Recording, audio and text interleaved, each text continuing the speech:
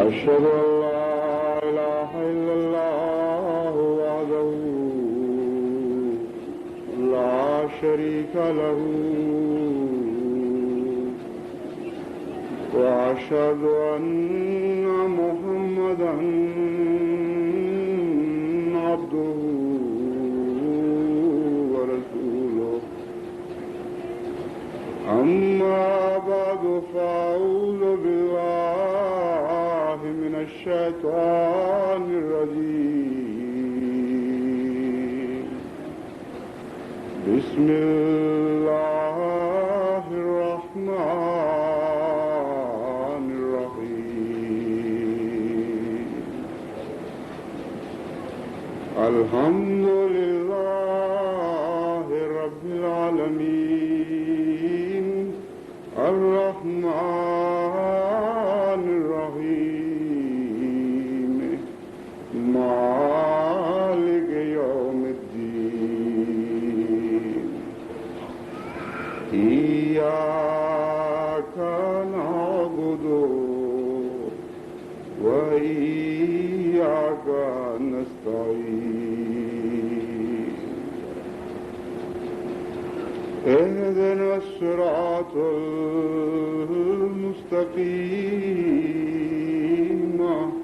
صراط الذين أنعمت عليهم غير المغضوب عليهم ولا الضالين.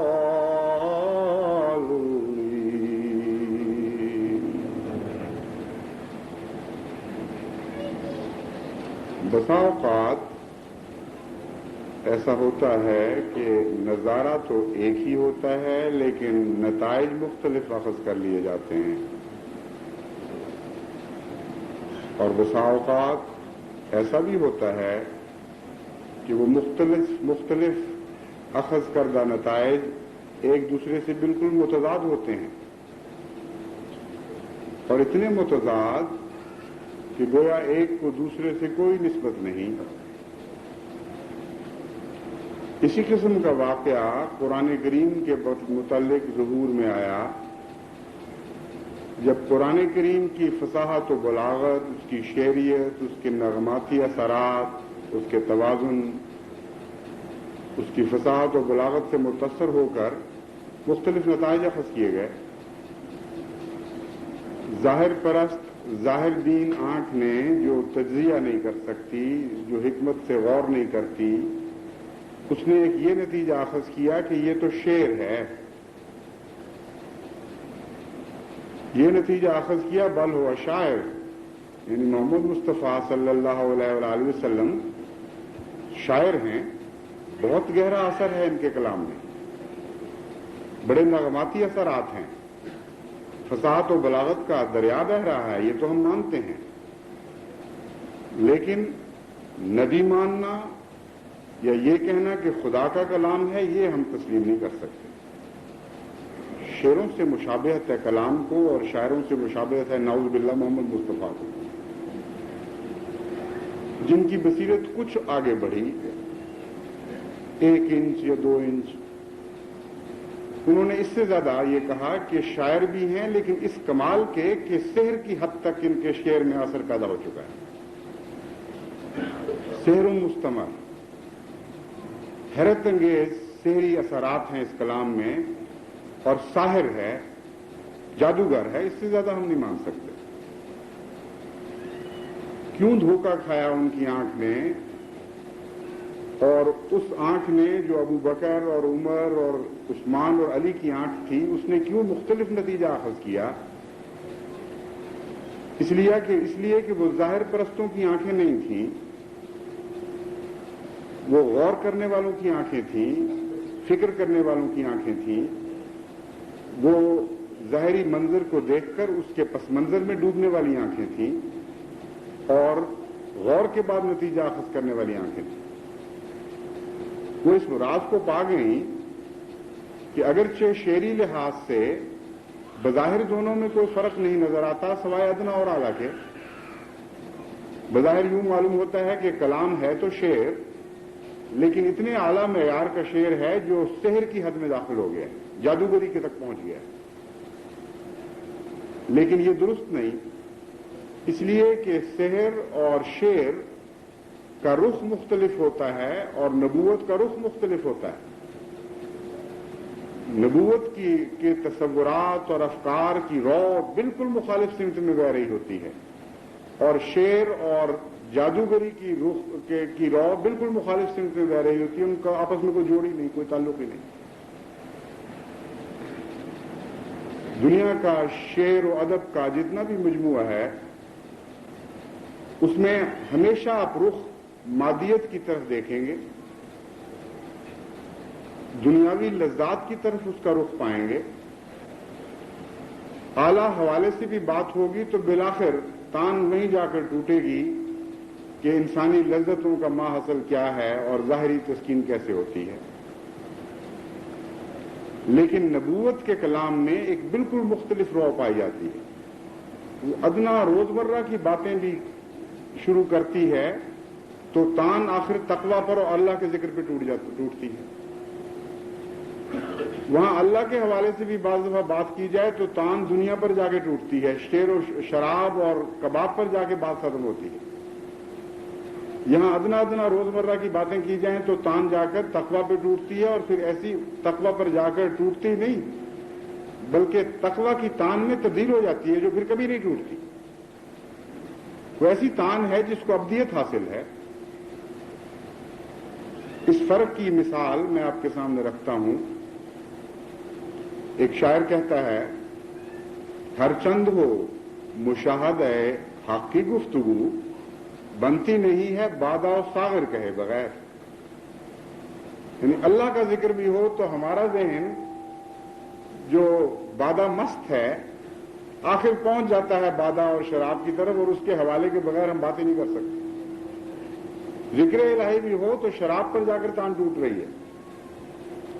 اور اس کے برعکس قرآن کریم کا اسلوب یہ ہے کہ ادنا روزمرہ کی باتیں پکڑتا ہے اور اللہ تعالیٰ پر جا کر مضمون کو ختم کرتا ہے. اب لباس ہی کو لے لیجئے. دنیا میں یہ جو لباس کا ذکر ہے یہ شعر و ادب میں بھی ملتا ہے اور مذاہب میں بھی ملتا ہے. اور قرآن کریم نے لباس کا جو مضمون باندھا ہے وہ نہ صرف یہ کہ دنیا کے شعروں کے کلام میں نہیں ملتا بلکہ دنیا کے کسی مذہب میں یہ نظر نہیں آتا.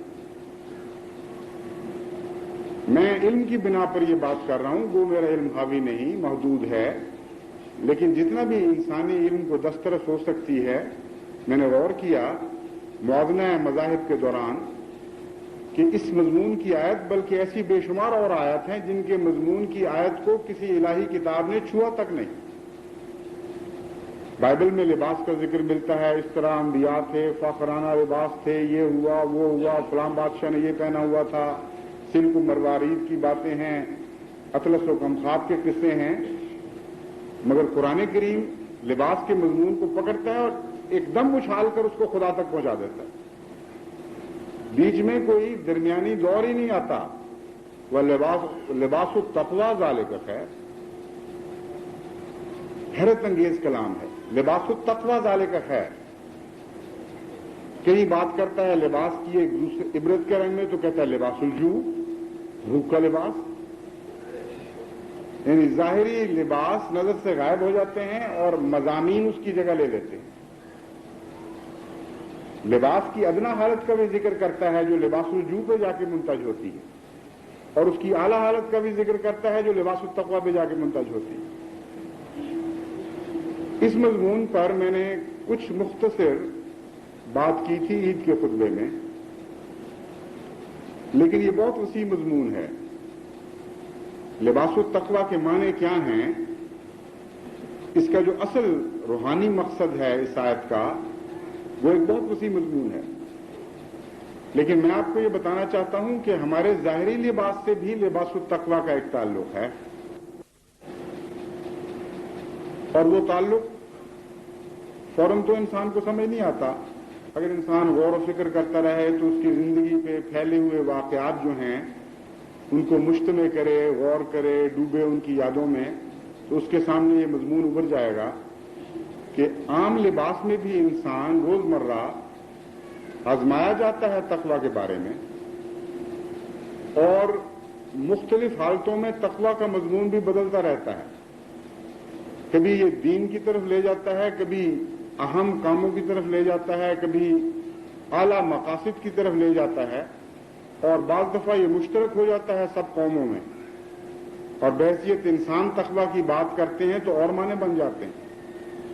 کبھی یہ الہی رنگ پکڑتا ہے تو تقویٰ کا مضمون اور ہی شان میں داخل ہو جاتا ہے. لیکن صرف ظاہری لباس کے حوالے سے بھی بات کی جائے تو بڑا پیارا مضمون بنتا ہے، بڑا گہرا اور تفصیلی ہے، جس کا دائرہ ساری زندگی پہ محیط ہے. اس ضمن میں اپنے بچپن کے تجارب سے ان کے حوالے سے بات کروں گا. ایک ایک واقعہ چھوٹا چھوٹا چنا ہے یہ آپ کو بتانے کے لیے کہ اگر آپ بیدار فکر کے ساتھ غور کریں تو ہر چیز میں کچھ نہ کچھ نصیحت آپ کو ملتی چلی جائے گی. باتیں ادنا سی چھوٹی چھوٹی ہیں بالکل، لیکن ان کے اندر سبق گہرے ہیں اور سب میں تقویٰ کا سبق مل رہا ہے.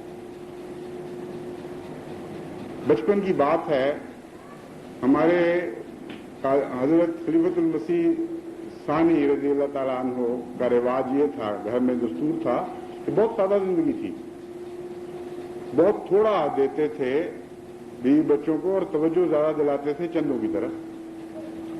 سادہ، بالکل اتنی سادہ زندگی کہ کپڑے بعض دفعہ سی کے بھی اس قابل نہیں ہوتے تھے کہ پہن کے انسان اسکول جائے.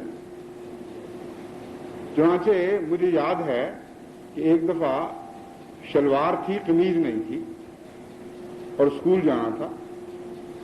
اور میرے بہن بھائی اب تک یاد کر کے بہت ہنستے ہیں اس بات لطیفے پر کہ میں نے اس خیال سے کہ اسکول مس نہ ہو اچکن خالی بدن پہ پہن لی، یعنی شلوار اور اچکن. اب میری آزمائش مقدر تھی، وہاں جب گیا تو پی ٹی کی گھنٹی آئی اور استاد نے جب مجھے اچکن میں دوڑتے دیکھا تو بڑا حیران ہوا. اس نے کہا پاگل ہو گیا ہے، اس کو ذرا بلاؤ، ادھر نکالو باہر. تو نے کہا اچکن اتارو اور پی ٹی کرو. اچکن کون سا لباس ہے پی ٹی کا؟ میں نے کہا نہیں، آپ کی بات تر آنکھوں پر، لیکن اچکن اتار کے میں نے نہیں پی ٹی کرنی. تو تھوڑی سی ذرا سینہ چپٹی ہوئی، انہوں نے میرے گریبان پہ ہاتھ ڈالا، میں نے ان کی خوشامد کی کہ چھوڑ دیں اس بات کو، لیکن بٹن دو کھولے، ان کو سمجھ آ گئی بات کی. انہوں نے کہا ٹھیک ہے تم بیٹھے رہو. تو مجھے یہ خیال آیا کہ اعلیٰ مقاصد کے رستے میں لباس حائل نہیں ہونا چاہیے. جو لباس اعلیٰ مقاصد کے رستے میں حائل ہو جاتا ہے وہ تقویٰ کے خلاف ہے.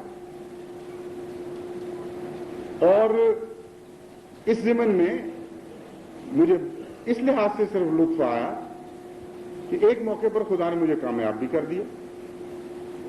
پھر خیال آیا کہ ناکامیوں کے بھی تو بہت سے مواقع ہیں، ان کی طرف دھیان گیا تو کالج کے زمانے کی بہت سی باتیں یاد آئیں. بعض دفعہ وہ حضرت مسلم موعود کا ذکر میں ساتھ ساتھ کر رہا ہوں محبت کے انداز میں تاکہ حضور کی طرف دعاؤں کے لیے توجہ پیدا ہو. بظاہر مضمون سے انحراف ہے لیکن پھر واپس میں اسی طرف آ جاؤں گا. حضرت صاحب سادگی کا معیار تو رکھتے تھے لیکن مہمان نوازی کے بہت اعلیٰ معیار کے قائل تھے. ہماری والدہ بھی مہمان نواز تھیں لیکن ایک فطری رنگ میں. حضرت مسیح موعود علیہ الصلوۃ والسلام کی براہ راست تربیت تو ان کو حاصل نہیں تھی نا، لیکن حضرت مسلم موعود کو ایسی گہری تربیت حاصل تھی اصولوں کی کہ آپ کی مہمان نوازی کا معیار بہت بلند تھا. چنانچہ بارہا میری موجودگی میں ایسے واقعات ہوئے کہ آپ نے سبق دیے میری والدہ کو کہ یہ مہمان نوازی کا یہ بھی تقاضا ہوتا ہے، یہ بھی تقاضا ہوتا ہے. چنانچہ وہ کوشش کرتی تھی کہ اس رنگ میں رنگین ہو جائیں. عورتوں کو یادیں ہیں، بہت لوگوں کو یادیں ہیں، وہ سمجھتی ہیں کہ میری والدہ مہمان نواز تھی. یہ نہیں پتا تھا کہ پیچھے ہاتھ کون سا کام کر رہا تھا، کون سیکل کر رہا تھا ان چیزوں کو. ایک دفعہ کی بات ہے، حضرت صاحب تشریف لائے اور کہا کہ فلاں چیز دی تھی میں نے، وہ ہے. مہمان آ گئے ہیں. امی نے کہا کہ نہیں وہ تو ختم ہو گئی، کچھ لاؤ، مہمان آئے ہوں. انہوں نے کہا اس پر تو کچھ بھی نہیں. انہوں نے کہا پھر ایک بات آئندہ سے یاد رکھنا کہ جن گھروں میں اچانک آنا جانا ہو وہاں مہمان نوازی کا تقاضا یہ ہے کہ ہمیشہ کچھ پسنداز کر کے رکھا جائے اچانک وقت کے لیے، چاہے دال روٹی ہو چاہے چنے ہوں، لیکن ایسا وقت اس گھر پہ نہیں آنا چاہیے کہ کچھ بھی نہ ہو، ورنہ پھر انسان مہمان نوازی کے تقاضے پورے نہیں کر سکتا۔ کیونکہ یہ تربیت کا رنگ تھا، اس لیے اللہ تعالیٰ نے سارے بچوں میں حضرت مسلم موعود کے خدا کے فضل سے ہماری بہنوں میں بھی بھائیوں میں بھی اپنی اپنی توفیق کے مطابق مہمان نوازی کا جذبہ پیدا کیا، اور یہ دیکھ کے خوشی ہوتی ہے کہ ہر ایک میں یہ مادہ موجود ہے۔ اب اس مادے کا ٹکراؤ بعض دفعہ اقتصادی حالات سے ہو جاتا ہے۔ جب ہم کالج میں تھے تو اتنا سا وظیفہ ملتا تھا کہ یا مہمان نوازی کریں یا کپڑے پہنیں، دو چیزیں اکٹھی تو نہیں چل سکتی تھی۔ چنانچہ عادتاً فطرتاً تربیت کا اثر تھا کہ دوستوں مہمان جو ہمارے کالج میں آنے جانے والے تھے ان کے ساتھ ایک مہمان نوازی کا نظام چل رہا تھا۔ اکثر میرا پیسہ تو ٹک شاپ چلا جاتا تھا، اور پہننے کے لیے بعض دفعہ کپڑے نہیں ہوتے تھے، شلواریں سیتے تھے تو آہستہ آہستہ وہ پتہ بن جاتی تھی دھل دھل کے، اور سیون سے پھٹنے لگتی تھی۔ تو کئی کالج کی میں نے کلاسیں مس کی اس وجہ سے۔ اب میں نے بعد میں سوچا تو میں ناکام ہو گیا۔ بچپن میں ایک موقع پر کامیاب ہوا، جوانی میں ترقی کرنی چاہیے تھی، مگر میں ناکام ہو گیا۔ لباس کو حائل نہیں ہونا چاہیے تھا میری تعلیم کی راہ میں، اور یہ احساس کمتری تو ہے، یہ حکمت کا احساس نہیں ہے کہ ایک بچہ یا بڑا جو بھی ہو وہ لباس کی وجہ سے اعلیٰ مقصد کے حصول سے ناکام رہ جائے، کہ حصول میں ناکام رہ جائے۔ بے نیاز ہونا چاہیے، ایسی بلند نگاہیں ہونی چاہیے کہ بالکل پرواہی نہ ہو۔ وہ نگاہیں حضرت محمد مصطفیٰ صلی اللہ علیہ وآلہ وسلم کو عطا ہوئی تھی، جن کی خاطر کائنات پیدا کی گئی۔ حضرت عائشہ صدیقہ رضی اللہ تعالیٰ عنہ بیان فرماتی ہیں کہ بسا اوقات خود بیٹھ کر وہ سوئی دھاگا لے کر وہ کپڑے سی رہے ہوتے تھے، اور بعض دفعہ پیوند پر پیوند لگ رہے ہوتے تھے، اور پھر پیوند پر پیوند کے اوپر بھی پھر پیوند لگ رہا ہوتا تھا۔ عظیم رسول تھا، حیرت انگیز، بالا تھا ان چیزوں سے، بے نیاز تھا۔ اچھے کپڑے آئے وہ بھی پہنے، جھوٹا فقر نہیں تھا، نہ جھوٹا فخر تھا نہ جھوٹا فقر تھا، دونوں سے بے نیاز رسول۔ اچھے کپڑے آئے، بڑے خوبصورت جبے آئے باہر سے، یہ نہیں سوچا کہ میں پہنوں گا تو لوگ کہیں گے او ہو یہ تو دنیا کی چیزیں پہن رہا ہے۔ جانتے تھے کہ اللہ نے یہ زینتیں مومنوں کے لیے پیدا کی ہیں، صرف تقوی ساتھ رہنا چاہیے۔ اگر تقوی کا لباس دنیاوی لباس کے ساتھ ہم آہنگ ہو جائے تو پھر وہ الہی رنگ پکڑتا ہے، ورنہ نہیں پکڑتا۔ ادنا لباس بھی تکبر کا موجب بن جاتا ہے، اگر اس خوف سے پہنے کہ اگر میں نے اعلیٰ پہنا تو لوگ کیا کہیں گے کہ اچھا یہ دنیا دار ہے۔ چیتھڑے پہنے ہوئے ذلیل ہو جاتے ہیں، وہ حقیقت میں انسان کو ہلاکت کی طرف لے جاتے ہیں۔ اگر یہ جذبہ پیدا ہو جائے کہ میں چیتھڑوں میں بڑا بزرگ لگوں گا، میں کم کھاؤں گا تو بڑا اچھا لگوں گا، لوگ کہیں گے بڑا صوفی ہے، بڑا نیک ہے، تو اس کو تو چیتھڑوں نے ہلاک کر دیا۔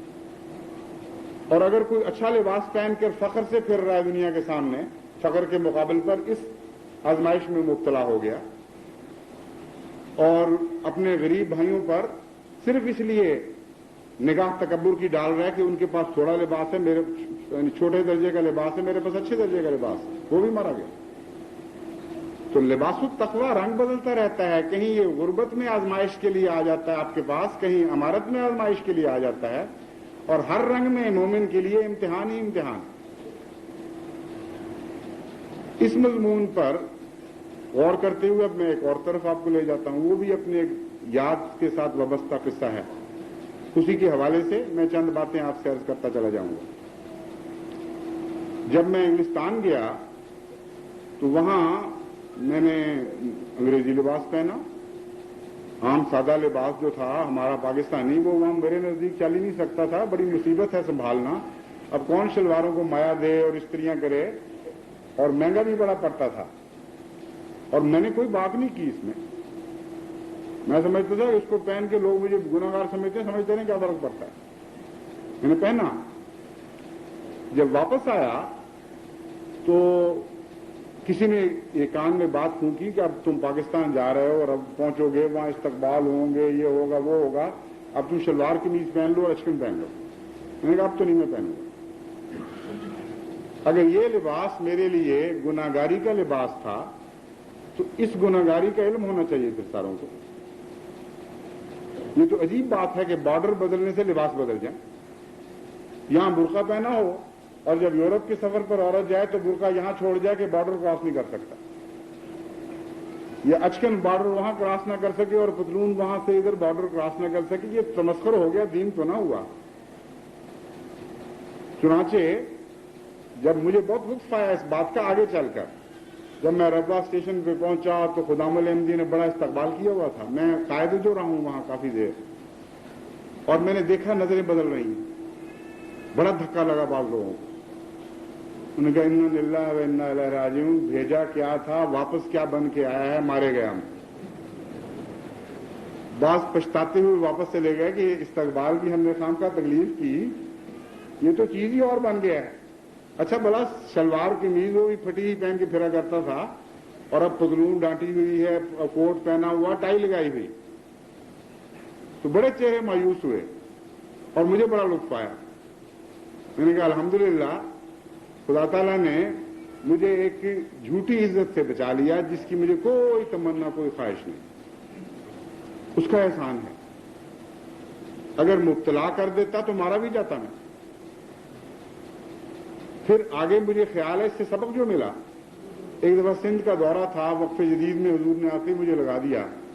سندھ کے دورے پر جب گیا تو ایک بڑی بیکورڈ دنیا کے لحاظ سے جماعت اور کچھ مولویت کا اثر. ویسے تو میں عام لباس بھی پہننے لگ گیا تھا، جو مرضی کرتا تھا، مجھے اس میں کبھی فرق نہیں کیا، کیونکہ میرے نزدیک پتلون ہو، کوٹ ہو، کوئی فرغل پہنا ہو، کسی نے انڈونیشیا کی دھوتی پہنی ہو، یہ ساری بے معنی باتیں ہیں.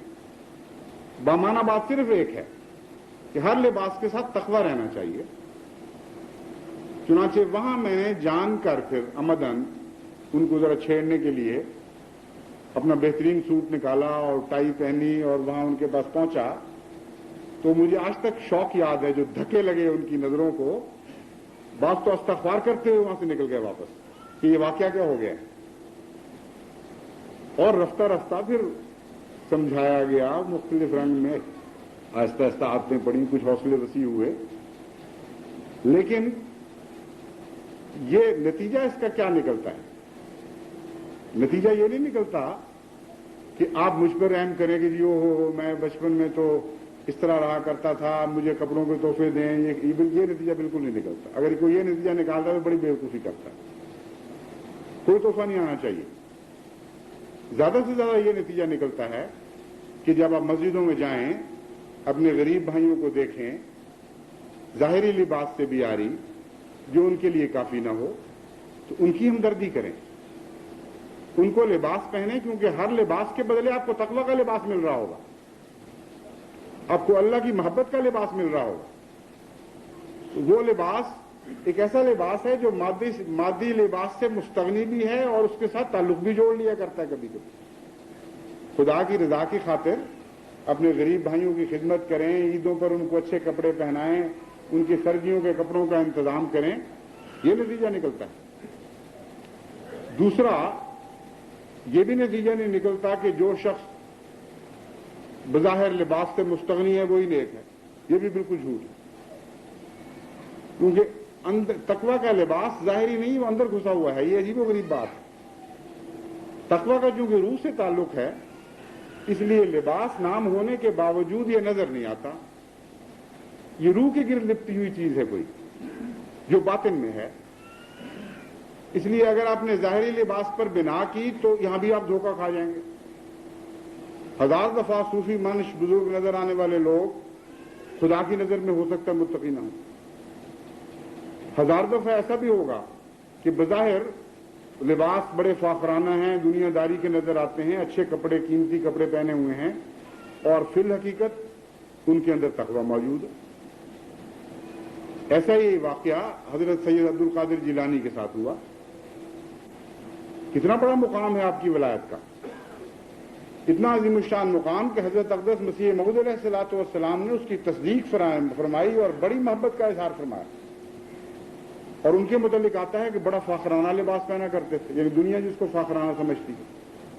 بڑے قیمتی قیمتی جوڑے، بہت اعلیٰ قسم کے سجے ہوئے، اور اوپر سجاوٹیں ہیں دنیا کی جو کی ہوتی ہیں، ہاتھ کی زینتیں، وہ سب سجی لگائی ہوئی ہوتی تھی اس کے اوپر. تو کسی مرید نے اپنی لا علمی میں یہ سوال کر دیا کہ حضرت آپ اتنے بزرگ ہو کہ یہ لباس کیوں اچھا پہنتے؟ انہوں نے کہا اچھا کیا تم نے پوچھ لیا، بدزنی نہیں کی.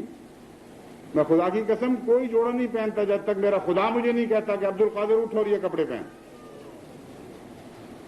میں بے نیاز ہوں ان کپڑوں سے. میرے مولا کی یہ بھی نظر ہے دنیا کو سبق دینے کی کہ زینتیں جو ہیں، قل من حرم زینت اللہ التی اخرج لعبادہ من الطیبات ومن الرزق قل ہی للذین آمنوا فی الحیاۃ الدنیا خالصۃ یوم القیامہ. ایک یہ بھی سبق ہے.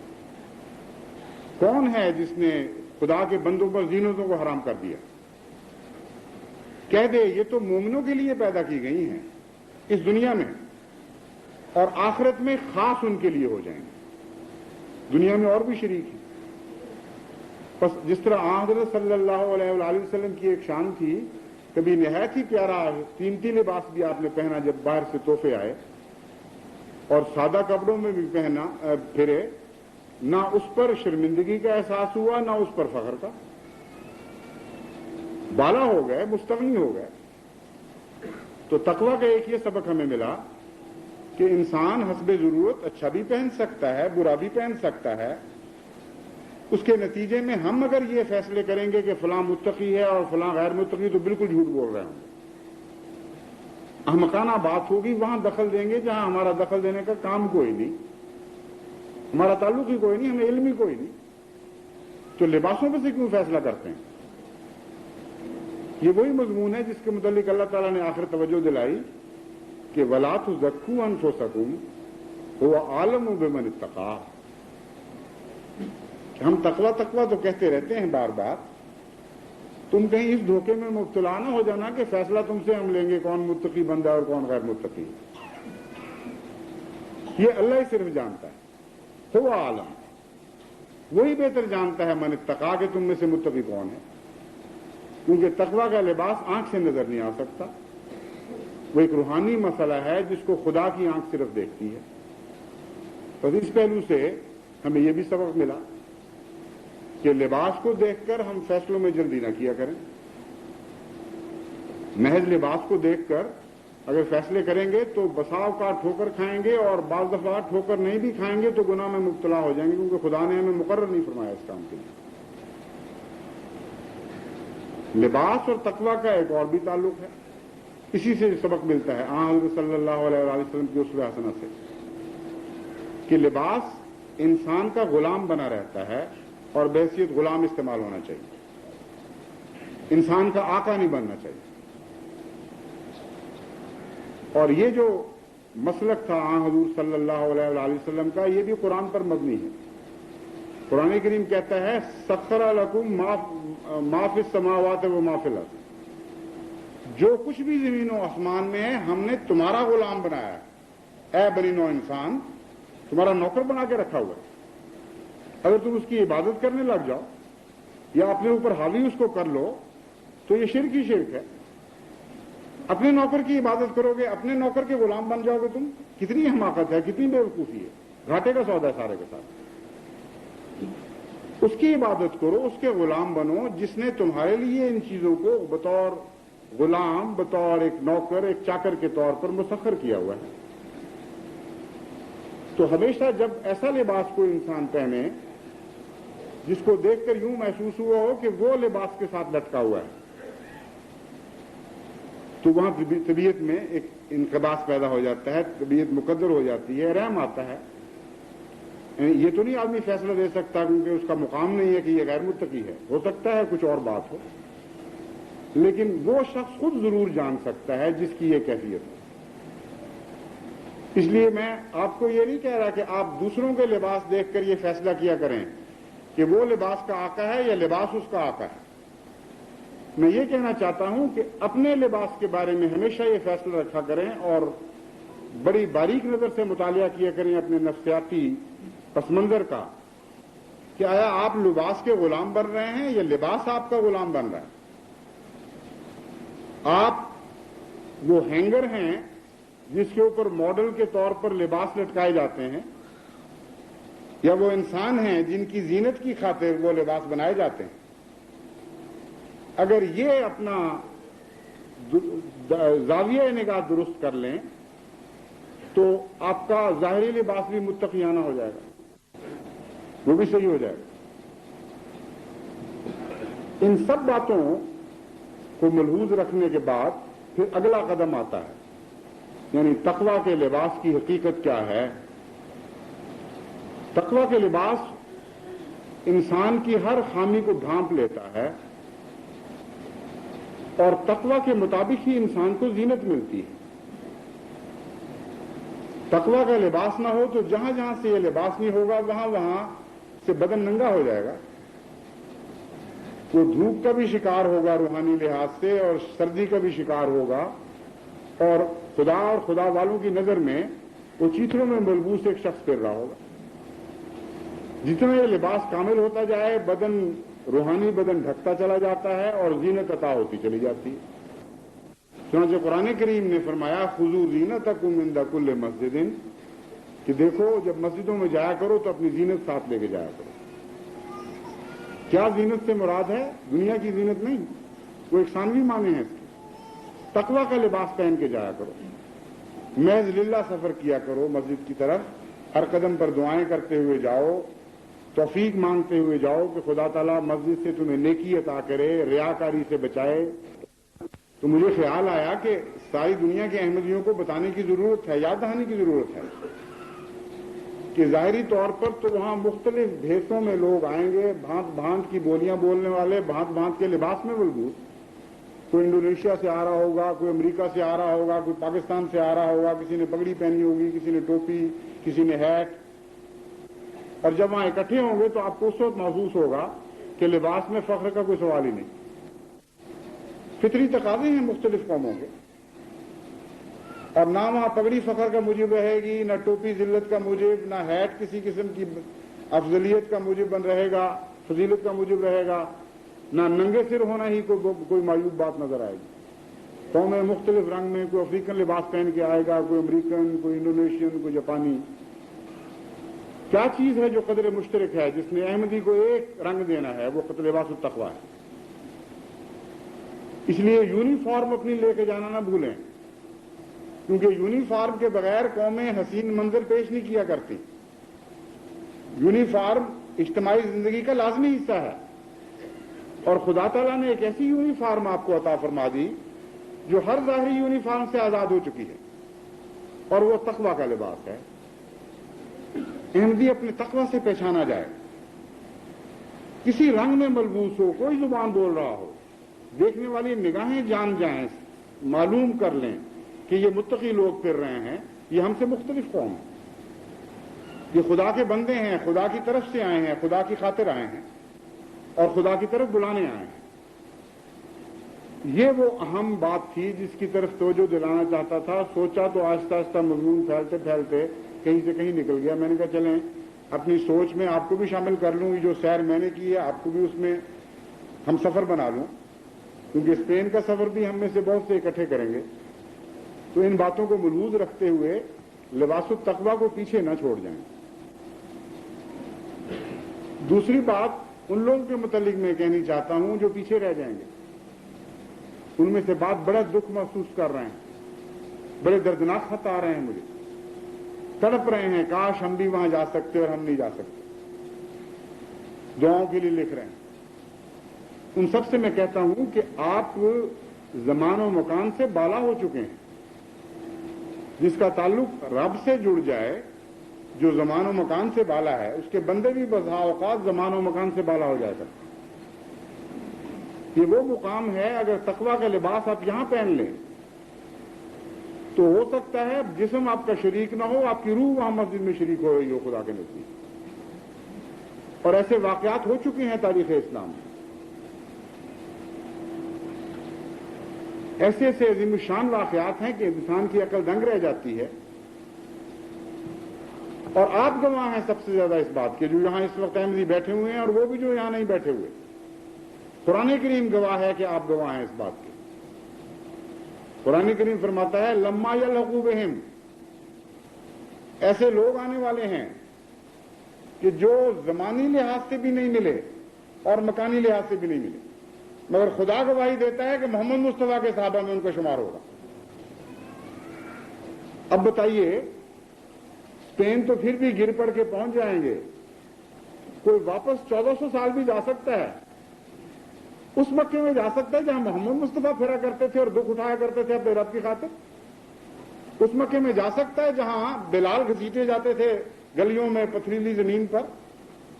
کوئی نہیں جا سکتا. اس مدینے کی سیر نہیں ہو سکتی جو وہ مدینہ تھا.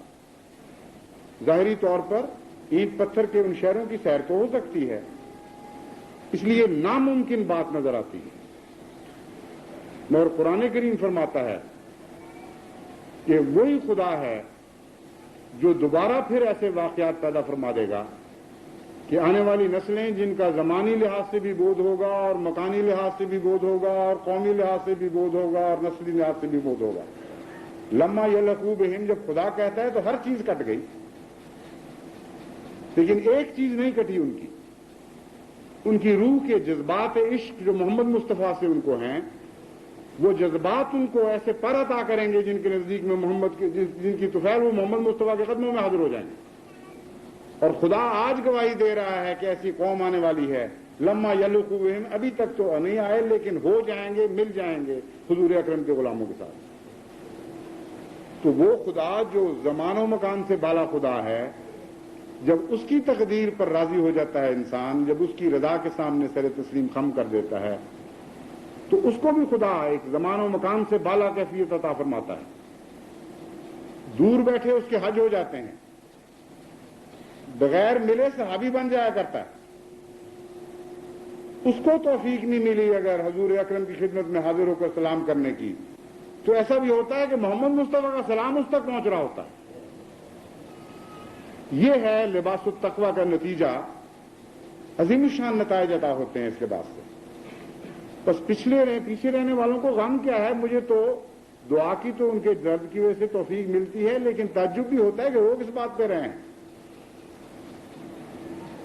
کیا پتہ ایسے جانے والے ہوں جن کو وہاں کی لذتیں، وہاں کی سیریں زخمی کر دیں، ان کے جانے کی نیتیں اور ہوں، واپس فائدہ اٹھانے کی بجائے نقصان اٹھا کر آ رہے ہیں. ایسا بھی تو ہو سکتا ہے. ابتلا بھی تو وہاں بڑھے ہیں. نیتوں میں یہ بات شامل ہو کہ چلو اسپین کی مسجد تو ہے، سیر بھی خوب ہوگی.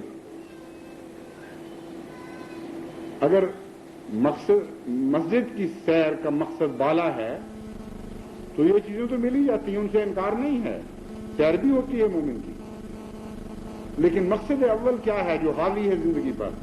بعض دفعہ انسان کو پتہ نہیں چلتا، ٹھوکر کھا جاتا ہے، اس میں خلط ملط کر دیتا ہے دوسرے جذبات کو، اور سارے کا سارا رجحان تباہ ہو جاتا ہے. وہ رخ صحیح نہیں رہتا جس رخ کے تابع انسان قبلے کو پہنچا کرتا ہے. تو ان لوگوں کے سامنے بھی تو بیچاروں کے سامنے بڑے بڑے ابتلا ہیں، جانے والوں کے سامنے. آپ کے سامنے وہ ابتلا تو نہیں.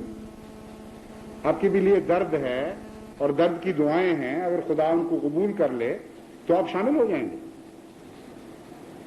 وہ واقعہ آپ نے بارہا سنا ہے، تذکرۃ الاولیاء میں لکھا جانے والا واقعہ جس کو حضرت مسلم موعود نے بھی بارہا بیان فرمایا، وہ اسی مضمون کی تشریح کرتا ہے.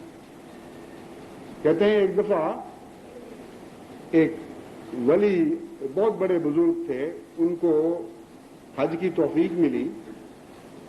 رویا میں دیکھا کہ فرشتے باتیں کر رہے ہیں کہ اس دفعہ کسی کا آنے والے کا تو حج ہوا نہیں، ہاں فلاں شخص کا ہوا ہے جو نہیں آیا، اور اس کے طفیل خدا تعالیٰ نے بعض آنے والوں کے حج بھی قبول کر لی. یہ حیرت انگیز واقعہ جو سنا انہوں نے، تو انہوں نے اس فرشتے سے پوچھا کہ تم کیا قصہ کر رہے ہو؟ میرا بھی نہیں، انہوں نے کہا نہیں ہوا ہے لیکن تمہاری وجہ سے نہیں. ایک ایسا ہے حاجی خدا کی نظر میں جو آیا نہیں ہے، اور اس کا حج اتنا پیارا لگتا ہے اللہ تعالیٰ کو کہ اس کے صدقے اس نے بہت سارے دوسرے حاجیوں کے بھی حج قبول کیے، مگر ذاتی فیض نہیں ہے ان کا. یہ اس نے کہا وہ کیا کون شخص ہے؟ اس نے کہا پتہ ہم تمہیں بتا دیتے ہیں، اس سے آپ ہی جا کے پوچھ لو. چنانچہ رویا میں ہی اس شخص کا پتہ بتایا گیا. وہ ایک موچی تھا، بصرہ یا کوفہ یا کسی شہر میں بسنے والا، اور وہ ان کو یاد رہا پتہ. وہ گئے اس گاؤں، اس شہر میں، وہ محلے کی تلاش کی، اس کے گھر کا دروازہ کھٹکھٹایا اور زیارت سے اپنی آنکھیں سیر کی اور عرض کیا کہ اے خدا کے بندے، وہ کیا بات ہے تجھ میں جو خدا کو اتنی پسند آئی کہ تیرا حج قبول ہو گیا؟ اس کی حالت ظاہر ہو گئی کہ میں تو جا نہیں سکا، میرا حج کیسے قبول ہو گیا؟ مجھے خدا نے بتایا ہے، مجھے تیرا پتہ خدا نے بتایا ہے، مجھے یہ بات بتا جو مجھے نہیں بتائی گئی کہ یہ کیا واقعہ ہے. اس نے کہا مجھے تو صرف اتنا پتا ہے کہ بڑا لمبا عرصہ میں نے بچوں کے پیٹ کاٹے، خود غربت میں گزارا کیا اور حج کے شوق میں پیسے جمع کیے، اور اس کی وجہ سے بعض دفعہ ہفتوں گوشت نہیں پکتا تھا گھر میں. ہم اسی طرح گزارا کرتے تھے کہ میرا شوق پورا ہو جائے حج کا. ایک دن ہمسائے سے خوشبو آئی گوشت کی، گوشت پکنے کی بڑی اچھی مہک اٹھی، اور بھوکے کو تو اور بھی یہ خوشبو اچھی لگتی. میری بیوی نے کہا کہ دیکھو مانگنا برا ہے، ٹھیک ہے، لیکن ہمسائیگی کا بھی تو حق ہے نا، اللہ تعالیٰ نے قائم فرمایا. تم دروازہ کھٹکاؤ اور ان کو کہو کہ میرے بچے بھی ایسے ہیں جو بھوکے ہیں، تم ان کے لیے تھوڑا سا گوشت دے دو، اس لطف میں شریک ہوں گے ہم، خدا تمہیں جزا دے گا. وہ شخص ہمسایہ باہر نکلا، اور جب اس سے یہ کہا گیا تو اس نے بڑی لجاجت سے کہا کہ آپ مجھ سے یہ کام نہ کروائیں، کچھ نہ پوچھیں. یہ سمجھے کہ شاید تک جان کے اوائڈ کرتا ہے، اس بات کو ہٹانا چاہتا ہے، گوشت سے بچنا چاہتا ہے. اس نے پھر کہا کہ بھائی اب میں مانگ بیٹھا ہوں، میری عزت رکھ لو، دے دو مجھے کچھ، کیا حرج ہے؟ اس نے کہا میرے لیے حلال ہے، تمہارے لیے حرام ہے، اس لیے نہیں دے رہا. کہ یہ کیسے ہو سکتا ہے ایک مومن کے لیے حلال ہو، ایک مومن کے لیے حرام ہو؟ اس نے کہا ہو کیوں نہیں سکتا؟ قرآن کہتا ہو سکتا. قرآن کریم میں آتا ہے کہ جب بھوک کی یہ حالت پہنچ جائے کہ فاقے کر رہے ہو تو سور بھی حلال ہے تمہارے لیے، کیونکہ زندگی کو فوقیت دی جائے گی خدا کی نظر میں. اس وقت حلال و حرام کے قصے اٹھ جاتے ہیں. تو مجھے اور میرے بیوی بچوں کو اتنے فاقے تھے کہ وہ وقت آ گیا تھا جب حرام و حلال کی قید خدا نے ہم سے اٹھا دی. اس وقت میں باہر نکلا تو ایک مرا ہوا گدھا دیکھا، اس کا گوشت کاٹا ہے جو میں نے پکایا ہے. اب تم کہتے ہو کہ ہم دونوں کے لیے کس طرح ایک حکم نہیں ہے، الگ الگ حکم ہے ہمارے. کہتے ہیں میرا دل ہل گیا، زلزلہ برپا ہو گیا میرے دل. اس موچی نے بتایا. میں نے کہا اے خدا، میری ساری عمر کی محنتیں رائیگاں گئیں جبکہ میرا ہمسایہ بھوکے مر رہا تھا.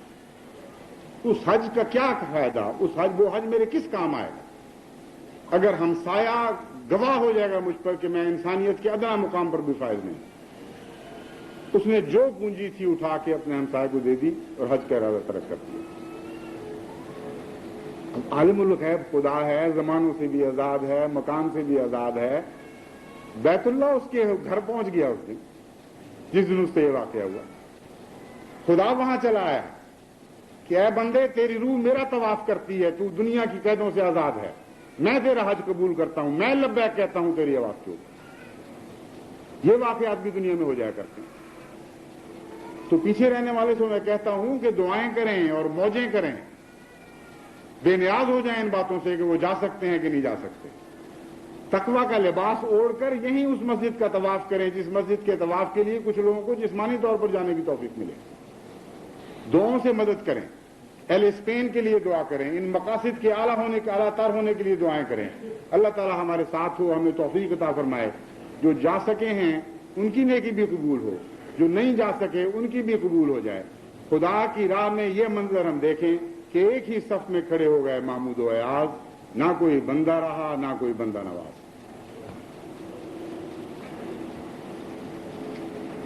अल्हम्दुलिल्लाहिल्लज़ी नहमदुहु व नस्तईनुहु अल्हम्दुलिल्लाहि नहमदुहु व नस्तईनुहु व नस्तगफिरुहु व नुमिनु बिही व नतवक्कलु अलैहि व नऊज़ु बिल्लाहि मिन शुरूरि अनफुसिना व मिन सय्यिआति अअमालिना فمن يهده الله فلا مضل له ومن يضلله فلا هادي له ونشهد أن لا إله إلا الله وحده لا شريك له ونشهد أن محمدا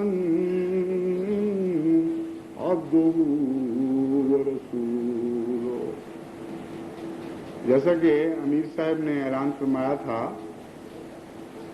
جماعت کراچی کی طرف سے میرے بڑے بھائی مکرم محترم صاحبزادہ مرزا ظفر احمد صاحب نے مجھے توجہ دلائی کہ موقع ایسا ہے کہ بہت سے لوگوں کو خواہش ہوگی کہ ہم بھی دستی بیعت کر لیں، تو آپ جمعے کے بعد وقت دے دیں۔ میں نے ان سے جزاک اللہ کہا، آپ نے بڑی اچھی طرف توجہ دلائی نیکی کی طرف، تو ان سے میں نے گزارش کی تھی کہ وہ امیر صاحب سے جا کر بات کر لیں، چنانچہ اسی کے نتیجے میں ابھی امیر صاحب نے اعلان کیا ہے۔ تو بیعت کے وقت جیسا کہ بیان کیا گیا ہے، صفوں میں ہی بیٹھے رہیں، زیادہ سے زیادہ ہاتھ رکھنے کے لیے اگر تھوڑا سا آگے سے رکھنا پڑے تو وہ تو مجبوری ہے، لیکن نظم و ضبط کے ساتھ، خاموشی کے ساتھ اسی طرح بیٹھے رہیں جس طرح ربوہ میں بیعت ہوئی تھی۔ ایک ادنا سی بھی بدنظمی نہیں ہوئی، پورے کے پورا مجمع باہر بھی اور اندر بھی اسی خاموشی سے بیٹھا رہا اور ہاتھ رکھ دیے ایک دوسرے کی پیٹھ پر، اور پھر یہاں جسمانی رابطے کے اظہار کے لیے، ورنہ اصل رابطہ تو قلب کا خدا سے ہوا کرتا ہے، اس میں جسمانی اظہار رابطے کی ضرورت نہیں، مگر یہ بھی سنت اولیاء اور سنت انبیاء ہے، اس لیے ہم اس سنت کو اختیار کرتے ہیں۔ یہ میں اس لیے وضاحت کر رہا ہوں کہ بچے بھی ہوتے ہیں، نئی نسل، نئے آنے والے بھی ہیں، ان کو حکمت سمجھ آ جائے کہ ہم بدن کے واسطے پر اس لیے زور نہیں دے رہے کہ گویا بدن کے رستے سے خلوص بہتا ہے، بلکہ اس لیے کہ ہمارے بزرگوں کی، ہم انبیاء علیہ السلام کی یہ سنت ہے کہ ظاہری رابطہ بھی قائم کر لیا کرتے ہیں۔ حضرت مسیح موعود علیہ السلام جب بیعت لیا کرتے تھے تو یہ مناظر صحابہ بیان کرتے ہیں کہ جو نہیں پہنچ سکتے تھے وہ پگڑیاں کھول کر پھینک دیا کرتے تھے کہ پگڑی کے راستے سے تعلق قائم ہو جائے۔ تو اسی سنت کی پیروی میں ہم یوں کریں گے، ورنہ میرے جسم سے ذاتی رابطہ جو ظاہری ہے اس کے کوئی معنی نہیں ہے۔ ویسے سنت ابرار ہی ہے جو معنی پیدا کرتی ہے ان چیزوں میں۔ تو پھر ہم انشاءاللہ بیعت کریں گے اور نماز کے بعد، اور اس کے بعد دعا ہوگی، پھر رخصت ہوگی۔ عباد اللہ رحمکم اللہ، ان اللہ یامر بالعدل والاحسان وایتاء ذی القربى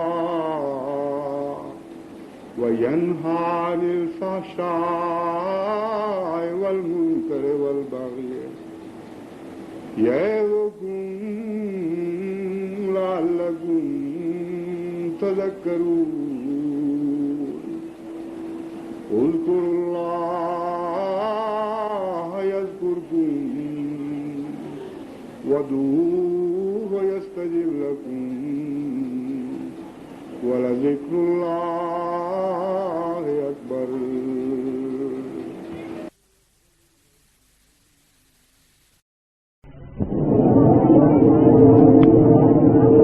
صاحب کراچی ہاتھ میں، باقی دوست بھی ساتھ کے قریب ہیں، ہاتھ رکھیں۔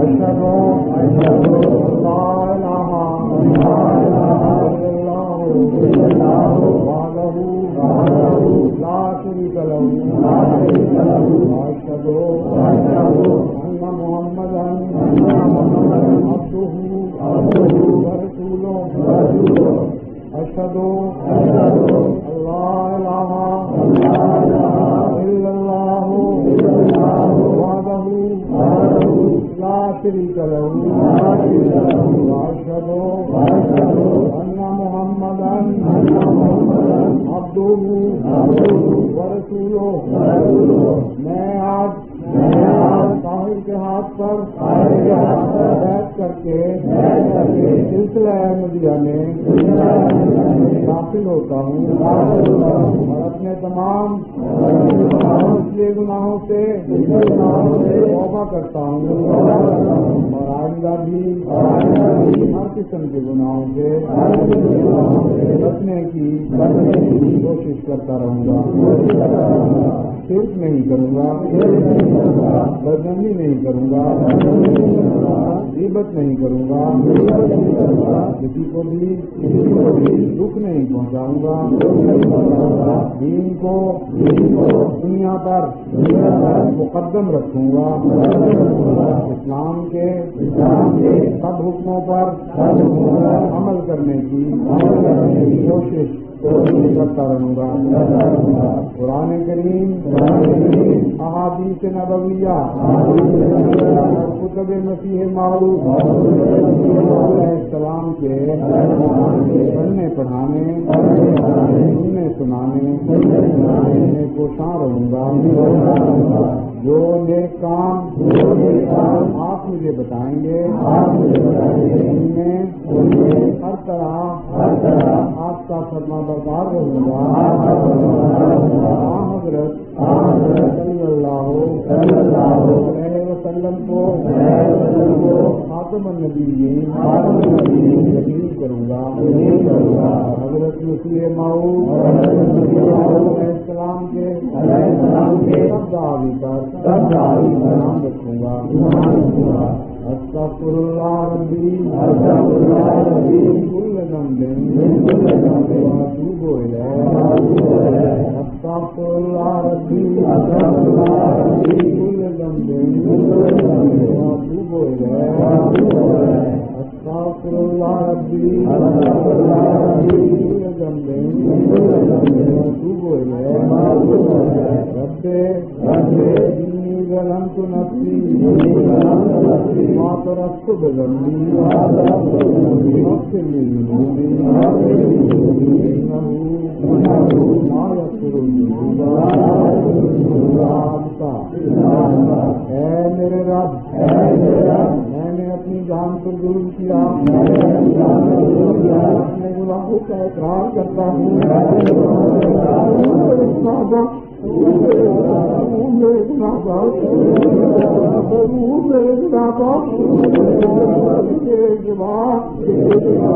بخشنے والا